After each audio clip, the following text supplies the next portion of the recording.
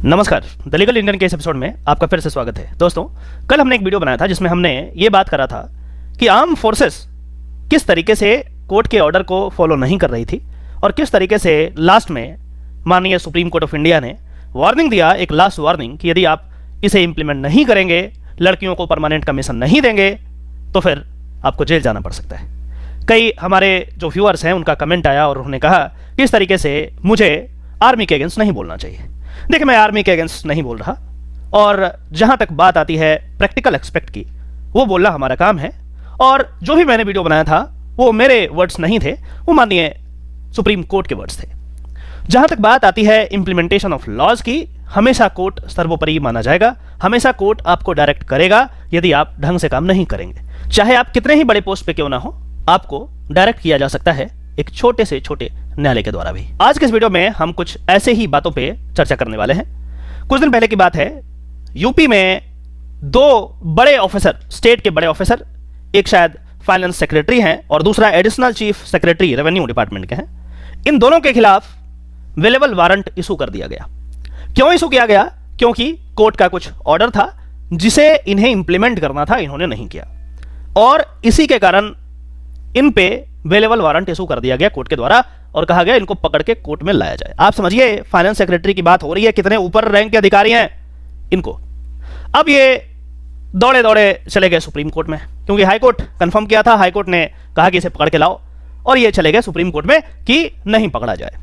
Supreme court में argument हो रहा है कि क्या इतने बड़े ऑफिसर कोर्ट में जाएंगे या नहीं जाएंगे, क्या इन पे जो वेलेबल वारंट इशू किया गया, क्या इसे निरस्त किया जा सकता है या नहीं किया जा सकता है। और जो स्टेट के वकील थे वो दलील दे रहे थे कि इस वारंट को स्टे कर दिया जाए ताकि इतने बड़े ऑफिसर वहां नहीं जा पाए।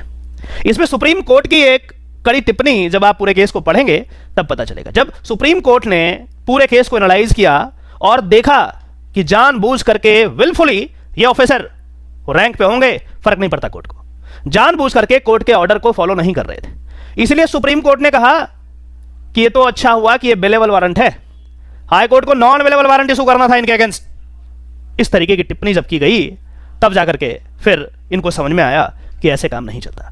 देखिए, मैं कई बार बोलता हूं कि डेमोक्रेसी में इस तरीके से काम नहीं चलता।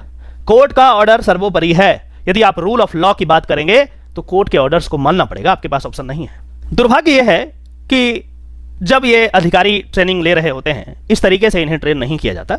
इनको ऐसा लगता है कि ये बहुत सुप्रीम है, इनके पास ही सारा कुछ पावर है, लेकिन एक बार लॉ के चंगुल में जब फंस जाते हैं तब पता चलता है कि लॉ का मतलब क्या होता है। जैसे अभी ये सेक्रेटरी साहब और जो भी हैं, इनको पता चल रहा होगा अब इनके पास कोई दूसरा रास्ता नहीं है, या तो ये अपने आप को सरेंडर करें, कोर्ट के पास हाजिर हों, जवाब दें, जो भी क्वेश्चन पूछा जा रहा है उसका जवाब दें, क्योंकि इस तरीके से आप टाल नहीं सकते। एक डेमोक्रेसी में कोर्ट के ऑर्डर का बहुत वैल्यू होता है। इसीलिए मैं पिछले वीडियो में भी कहा था कि यदि कोर्ट के द्वारा कुछ बोला जा रहा है तो वो आर्मी रहे, प्रेसिडेंट साहब रहे, प्रधानमंत्री साहब रहे, फर्क नहीं पड़ता, उन्हें फॉलो करना ही होता है और करना ही चाहिए, तभी डेमोक्रेसी आगे बढ़ पाएगा।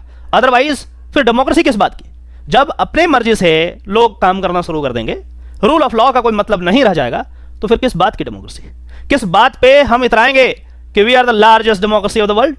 नहीं होगा। इसीलिए आप चीजों को समझिए, प्रैक्टिकल चीजों को समझिए और कोर्ट के ऑर्डर्स का पालन करें। आशा करता हूं कि इस वीडियो के माध्यम से आपने जरूर कुछ नया सीखा होगा। चलिए फिर से मिलते हैं किसी और दूसरे टॉपिक में, तब तक के लिए नमस्कार।